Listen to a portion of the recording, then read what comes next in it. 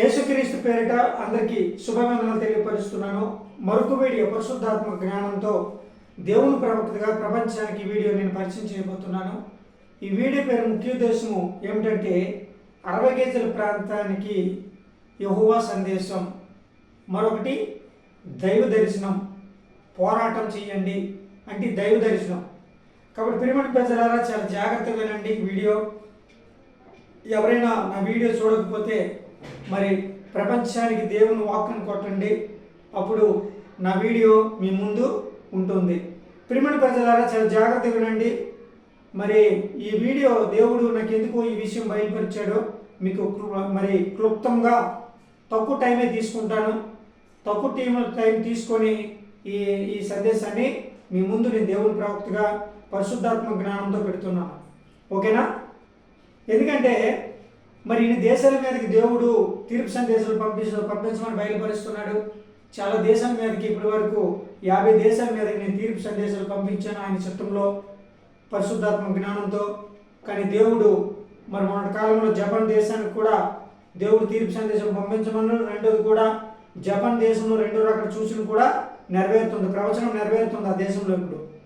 కాబట్టి ప్రియమైన ప్రజలారా, మరి ఇప్పుడు నేను 2001లో 60 గజాల ప్రాంతానికి వచ్చాను. 60 గజాల ప్రాంతానికి వచ్చినప్పుడు అప్పుడు అన్నీ కూడా చిన్న చిన్న ఇల్లులే ఉండేవి. కానీ ఆ టైంలో మాకు కరెంట్ మీటర్ కానీ రేషన్ కార్డు కానీ మాకు ఏది కూడా అందుబాటులో లేకపోయి ఉన్నాం. అలాంటప్పుడు మేము పోరాటం చేసి 60 గజాల ప్రాంతం కోసం పోరాటం చేసి మరి వచ్చిన వారిని ఎదిరించి మరి అంతమంది ఎయిర్ ఫోర్స్ మిలిటరీ వాళ్ళు దళాలు వచ్చారు, మమ్మల్ని వెంబడించారు, మమ్మల్ని ఎన్నో రకాలుగా ఎన్నో ప్రయత్నాలు చేశారు. మేము కోర్టులో కేసెస్ గెలవడం జరిగింది. అప్పుడు దేవుడు ఇంకా మాకు సపోర్ట్ ఇచ్చుకుంటే వచ్చాడు. యెహోవా దేవుడు చాలా విషయాల్లో మా ప్రాణాలు దేవుడు కాపాడాడు.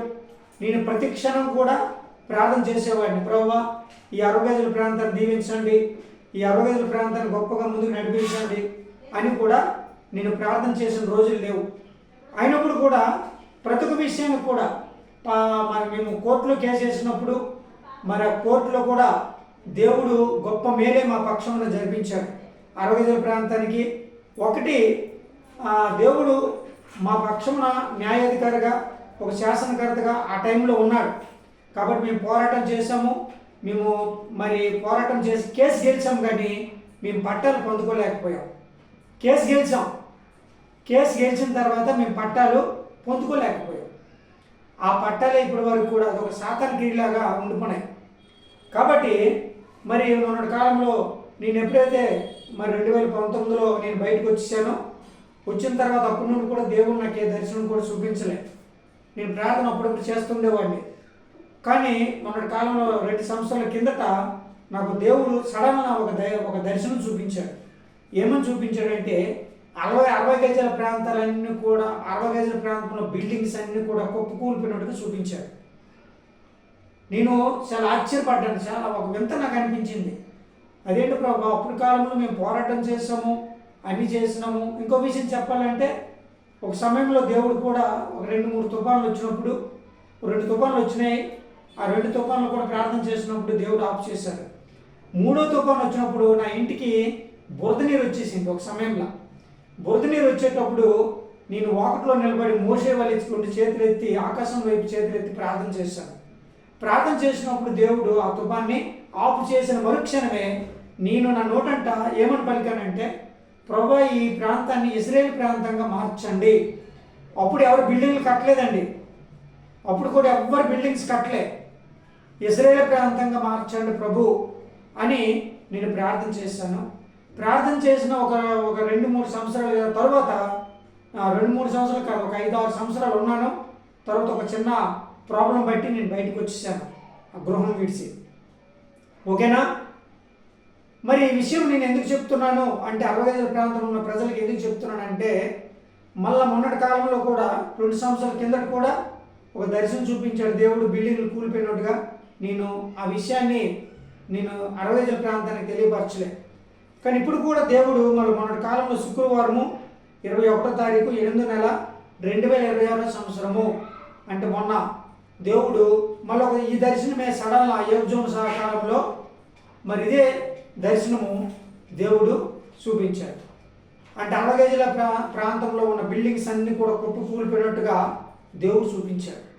ఎందుకు ఈ విషయం నేను చెప్తున్నానంటే, ఇప్పటి వరకు కూడా అప్పుడు కాలంలో 3000 ఇళ్ళును 3000 ఇంట్లకు కూడా మాకు పట్టాలు ఇవ్వలేదు. మాకు పట్టాలు ఇవ్వలేదు. మేము పోరాటం చేసాం, పట్టాల కోసం విపరీతంగా పోరాటం చేసాం. చాలామంది చనిపోయారు కూడా ఆ ఇల్లుల కోసం. కానీ ఇప్పుడు ఈ 3000 ఇళ్ళు చాలా లక్షల్లోనికి వచ్చేసినాయి, లక్షల గృహాలకు వచ్చేసాయి. నేను చెప్తున్నాను దేవుని ప్రవక్తగా. కానీ ఇప్పుడు కూడా మాకు ఇప్పుడు కూడా 60 గజాల ప్రాంతానికి పట్టాలు లేవు. మరి వాళ్ళు ఏ ధైర్యంతో ఇల్లు కడుతున్నారో నాకు అర్థం కావని. ఎందుకంటే ఈ దైవ దర్శనము దేవుడు బిల్డింగులు కూల్చినట్టుగా దేవుడు ఈ దర్శనం చూపించిన మరుక్షణమే నేను దేవునికి సంభాషణ మోకాలు ప్రార్థన చేసి అడిగాను, ఏంటి ప్రభా 60 గజాల ప్రాంతాన్ని ఇశ్రాయేల్ ప్రాంతంగా నువ్వు మార్చావు కదా, మరి ఇదేంటి ఈ పరీక్ష ఏంటి మళ్ళీ అక్కడ ఆ ప్రాంతానికి అన్నప్పుడు నాకు అర్థమైంది ఏంటంటే 60 గజాల ప్రాంతానికి ఇంకా పట్టాలు ఇవ్వలే. ఇప్పటి వరకు కూడా ఇంకా పట్టాలు ఇవ్వలేదని నేను అనుకున్నాను అప్పుడు. అంటే పట్టాలు ఇవ్వలేదు ప్రభా, ఇలాంటి సందేశం చూపించావు నాకు, ఇలాంటి దర్శనం చూపించావా అని నేను ప్రార్థన చేస్తాను. ఎందుకంటే ఎవరైనా మంచి కోసమే కోరుతారు, ఎవరు చెడు కోరరు. కానీ 60 గజాల ప్రాంతానికి మాత్రం పట్టాలు లేవు ఇప్పటి వరకు కూడా. కాబట్టి మీరు 60 గజాల ప్రాంతం కోసం పట్టాలను సంపాదించుకుంటే మీ ఇల్లులు మీకు సొంతం అవుతాయి. ఇది దేవుడు ముందుగా బయలుపరిచిన ఒక సందేశం. మీరు కీడు అనుకుంటున్నారో మేలు అనుకుంటున్నారో అది మీ మనసుకే తెలుసు. ఓకేనా? ఎందుకంటే చాలామంది తెలది విషయాలు. ఇలా పోరాటం చేశామని 60 గజాల కోసం మేము ఎంత పోరాటం చేశామో ఆ దేవుడికే తెలుసు. ప్రతి క్షణం కూడా నా దేవుడనేవో మమ్మల్ని కాపాడుకుంటే వచ్చాడు 60 గజాల ప్రాంతం కోసం. ఈ రోజున ఎన్నో బిల్డింగ్లు కడుతున్నారు. కానీ దేని నిమిత్తం కడుతున్నారో మాకు అర్థం కాని పొజిషన్లో ఉన్నాం. ఒకటి జిహెచ్ఎంసీ పాస్, జిహెచ్ఎంసీ వాళ్ళు కట్టమన్నారు, మేము కడుతున్నాము అంటున్నారు. నేను చాలామందికి అడిగాను, ఇలా ఇల్లు కడుతున్నారు కదా, దీనికి ఏమైనా ప్రూఫ్లు ఉన్నాయా అన్నప్పుడు జిహెచ్ఎంసీ పాస్ అంటున్నారు, అంతే. అర్థమవుతుందా? ఇప్పటికీ చాలా చోట్లలోన ఇలాంటి ఇల్లు కట్టినప్పుడే ఆ జేసీబీ మిషను మరి జిహెచ్ఎంసీ రాఘవేంద్ర అనుకుంటా అతని పేరు, మరి కూల్చివేసేస్తున్నాడు. అక్కడక్కడ నదుల దగ్గర ఇల్లు కట్టారండి. మరి ఇది 60 గజాల ప్రాంతం కూడా నదుల్లోనే ఇల్లు కట్టున్నారు, బిల్డింగ్లు కట్టున్నారు. అటు నుండి చూసుకుంటే చాలా వరకు చెరువు అంతా కూడా ఒక ఎడారిలాగా మార్చేశారు. ఇవన్నీ ఎందుకు చెప్తున్నాడు అంటే, ప్రియమైన ప్రజలారా, మీరు ఎక్కడైనా అర్థం చేసుకోండి. ఎందుకంటే ముందు అసలు ఏం జరుగుతుందో ఏం జరగబోతుందో ముందు గ్రహించండి. ఎందుకంటే 60 గజాల ప్రాంతము, నేనైతే ఇజ్రాయేల్ ప్రాంతము, దేవా ఇది ఇజ్రాయేల్ ప్రాంతం అని మొన్నటి వరకు అనుకున్నా. కానీ ఎప్పుడైతే దేవుడు నాకు ఆ దర్శనం చూపించినప్పటి నుండి నాకు చాలా బాధ కలిగింది ఆ విషయంలో.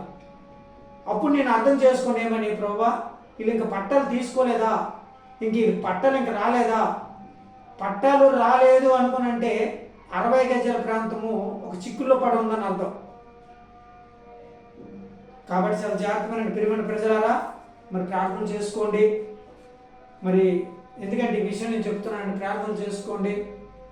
మరి పోరాటం చేయండి, 60 గజాల ప్రాంతం కోసం పోరాటం చేయండి. చాలామంది ఇది 60 గజాల ప్రాంతంలోన 60 గజాలు 180 గజాలు అయిపోతుంది, 180 గజాల మీద మేము బిల్డింగ్లు కట్టేస్తాం, మరి ఫ్లోర్లు కట్టేస్తాం అనుకుంటున్నారు. కానీ అసలు ఈ 2001లో 60 గజాల ప్రాంతంలో ఏం జరిగింది, అసలు ఈ పట్టాలు ఉన్నాయా లేవా, పట్టాలకి జిహెచ్ఎంసీకి ఏమి సంబంధం ఉందా అని మీరు ఒకసారి గ్రహించి ఇల్లు కొనండి, అప్పుడు ఇల్లు కట్టండి. ఓకేనా?